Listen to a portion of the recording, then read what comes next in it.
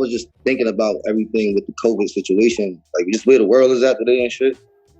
That's probably why I put my project out. I think it was good timing to give people something to uplift themselves to. But I had left New York in January 11th to just go on my yearly touring around the country and spreading the gospel of this Teen Fame movement and all that. And when I had left, I was in Florida. I went from Brooklyn to Florida in January, so it was like a flip-flop in weather instantly. You know what I'm saying? And whenever I'm in Florida, the first thing I do is take off my jacket when I'm in the plane. Like I take that shit off. Like it got to come off. You know what I'm saying? Because it's fun in the sun. So I'm my intentions is to move there and stay there. You know what I'm saying? And go down there and reconnect the dots that I left in 2016 when I moved back to New York. So I'm down there, and about 5 days in, I get sick, and I'm thinking it's just the flu, right? Because I had the flu before. I'm an asthmatic, chronic asthmatic since I was born, and I think me, the type of person I am. My family taught me how to like pretty much self-heal. My aunt saying right here, she was a survivor. You know what I'm saying?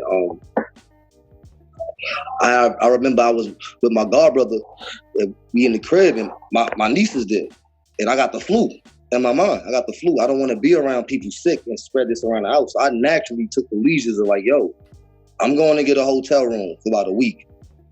I don't want to be around nobody, so I kicked this shit.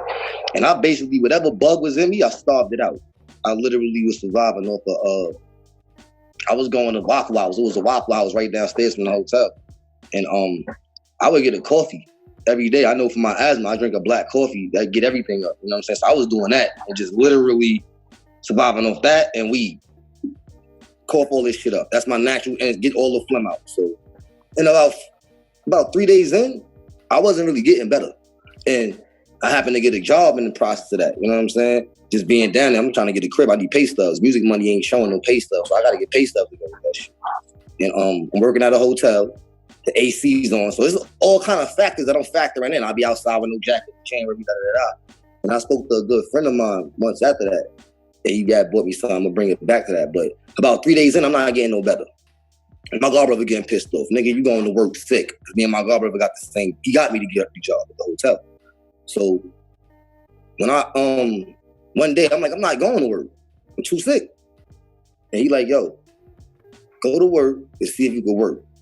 If not, do what you got to do. I ended up quitting that shit because I was working in banquets. So I'm taking like 8-foot, 12-foot tables across the whole hotel, setting up 80 seating for 160 and shit, the USF and all of that. And, it was wearing my body down. Now I know what the food your body ate. You know what I'm saying? So I'm like, all right, it's the flu fucking me up. You know what I'm saying? This is what I'm naturally thinking because I've had this and I'm gonna get better. I quit that fucking job, long story short. I stayed home for a whole day.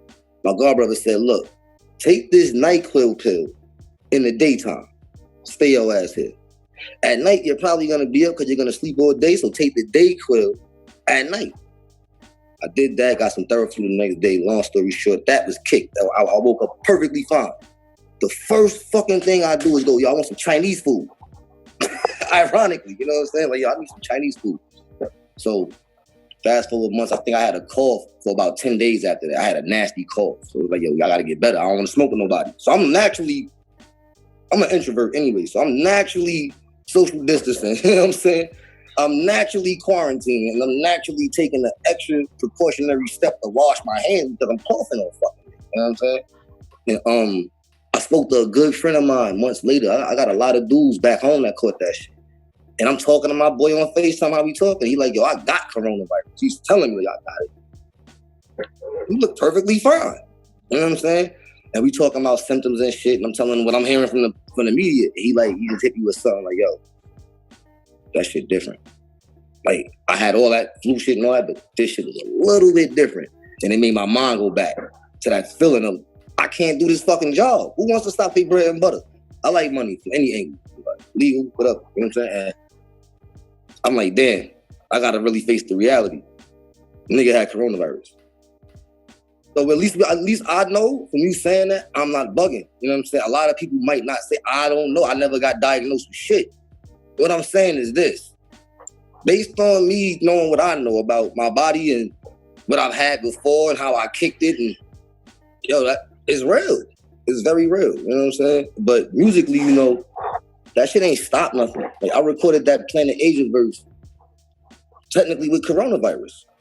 If that's the case, you know what I'm saying? If it's the case, you know what I'm saying? So it's just something to think about, you know what I mean? And like for me, it hasn't done nothing for, like it hasn't hurt my music at all. I mean, like as far as like how I'm getting it to the supporters, it hasn't hurt the marketing strategy. I'm not one of those artists that's out there shooting videos every day. I'm not one of those artists that's posting my everyday life. You know, I'm very, very introverted and reclusive. So maybe that worked to my benefit during these times because I'm flooding them with music constantly. Like it's always about the music with me. Because look, I was like, I'm hurting. You know what I'm saying? Like I'm good. But I don't want you to like me for that. Like I never wanted you to respect me because you respect my father. But respect me because you gotta respect me. I gotta put my own work in, you know what I'm saying?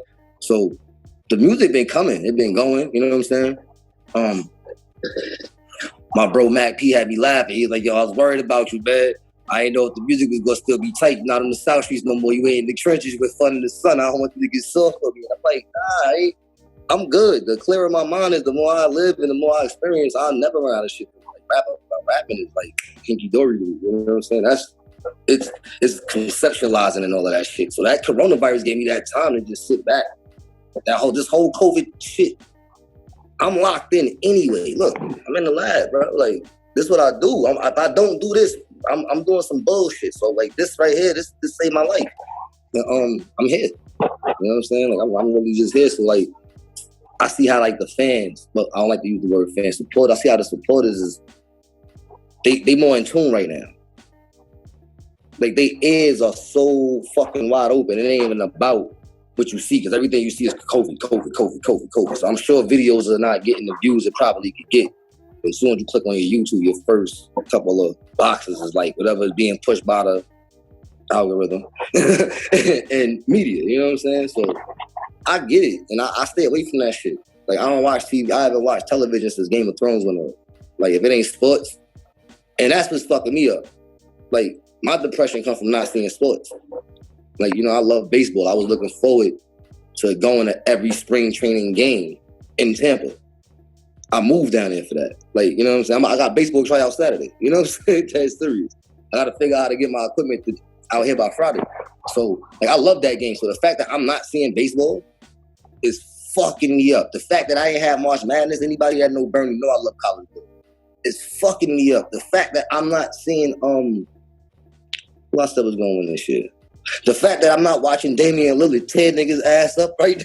You know what I'm saying? With Melo, I'm just like, so music is keeping me whole, you know what I'm saying? So I'm constantly putting shit out.